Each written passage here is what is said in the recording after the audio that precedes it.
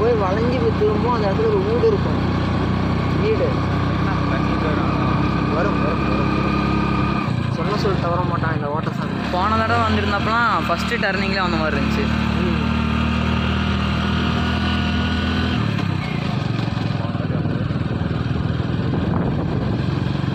நான் கொஞ்சம் தூரம் நான் ஓட்டுறேண்ணா.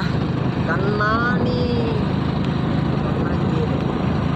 தர்சனம் மாதிரி அந்த இடத்துல ஓட்டேன். அண்ணா தரிசனமாக்கி வந்துட்டேண்ணா.